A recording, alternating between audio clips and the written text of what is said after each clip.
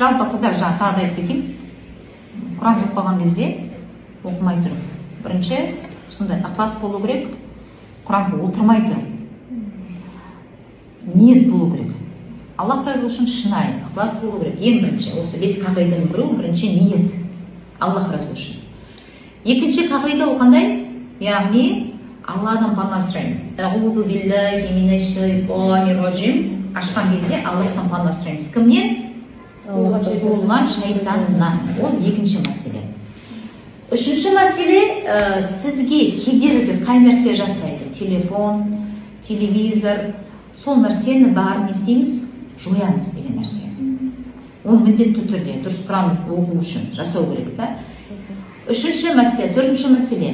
Яғни сіз құран оқыған кезде осы аяттар маған арналған деген нәрсе болу керек. Андай бір тәпсірге қараңыз, жүрекпен оқу үшін, хушукпен оқу үшін деп та, осы бір аяттардан осы бір нәрсені алу керекпін деген нәрсе. Міндетті түрде бір переводқа қарап шығыңыз мағынаға. Бесінші мәселе, яғни құран оқыған кезде адамда не болу керек? Яғни шүкіршілік.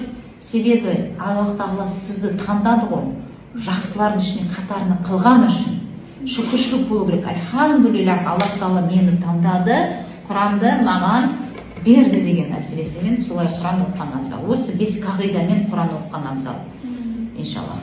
Сосын тұрақтылықпен. Сосын мынандай нәрсе болады, Құран оқыған кезде уже ұйқыңыз келіп бастаса, негізі әдебінен жатады. Ұйқыңыз келсе, Құранды жапқан абзал. Қоя тұрған жақсы. Себебі Құран оқыған кезде адам ұйқысы келіп кетеді екен. Себебі ол жақсамал ғой. Сосын сіз Құранды қойып тастайсыз. Бір кішкене бір басқа шалбамен айналасып, одан кейін қайтып келу керексіз. Жарты сағаттан кейін. Уже істейді, ұйқың ашылып кетеді. Тағы да оқисыз жарты сағат, қайда не болады? Естіп бастайсыз. Сосын сіз ұйқың келсе, қоя тұрасыз.